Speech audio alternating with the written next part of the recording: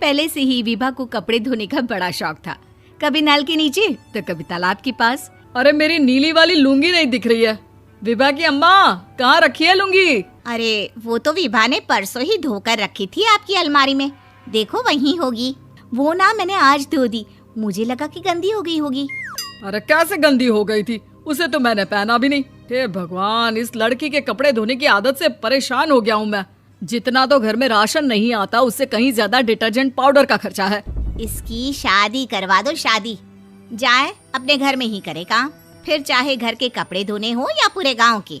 हाँ ठीक बोल रही हूँ, देखता हूँ मैं कोई लड़का। वो दिन भी आ जाता है जब विभा को देखने लड़के वाले आ जाते हैं। लड़की मुझे अच्छी लगी। होने वाली सास कहती है, बेटी अगर कुछ पूछना है तो पूछ लो।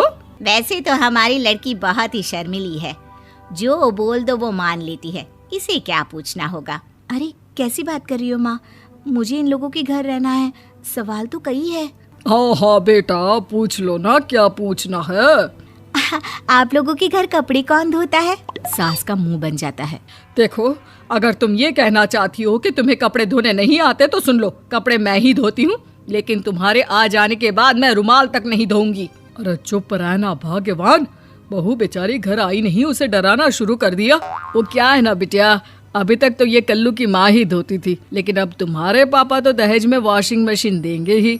तभी विभा की माँ बोल पड़ती है, सवाल भी पूछा तो क्या। वैसे भाई साहब, मशीन की तो फिर भी कपड़े धोने की कैपेसिटी होती है। मतलब जो बिटिया दे रहे हैं ना विभा, इसे कपड़े धोने का बहुत शौक है। ये आप लोगों के क्या, आस पड़ोस गांव मोहल्ले सबके कपड़े धो दे और उफ तक ना करे।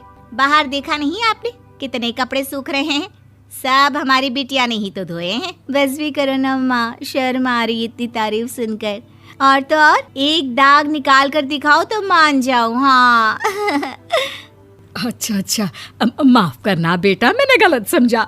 हमें तो रिश्ता बहुत पसंद है। और ऐसे जुड़ जाता है रिश्ता कपड़े धोने का शौक रखने वाली विभा का। उसकी शादी हो जाती है कोयला फैक्ट्री में काम करने वाले कल्लू के साथ। शादी के बाद अचानक विभा चिल्लाती हुई सास के पास आती है। सासू माँ, अरे सासू माँ कहाँ है आप?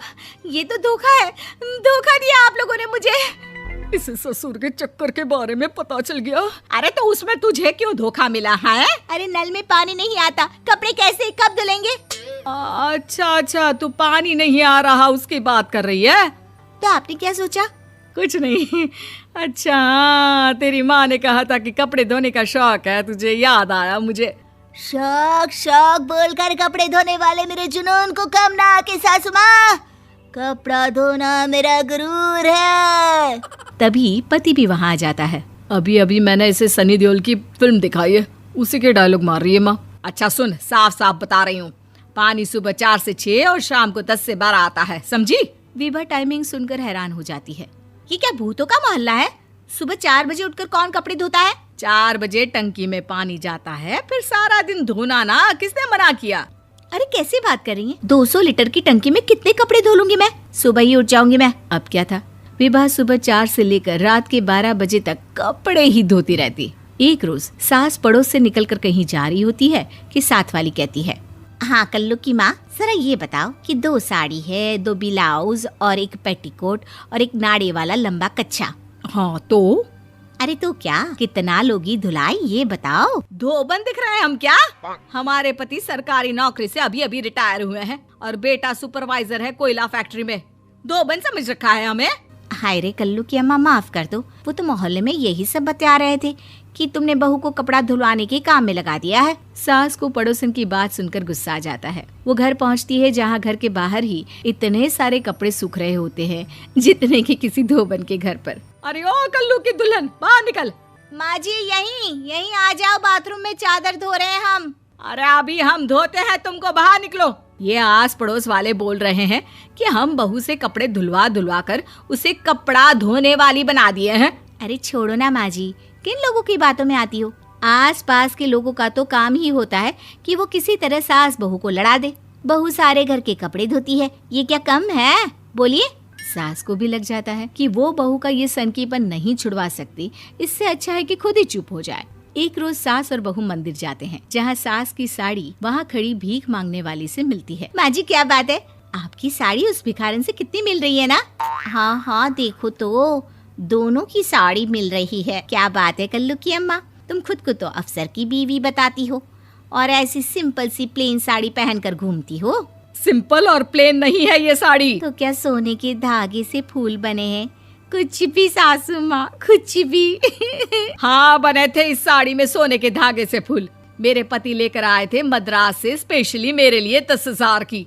ताहे भाई साहब इस भिखारन के लिए भी सेम टू सेम साड़ी लेकर आए होंगे 10,000 की।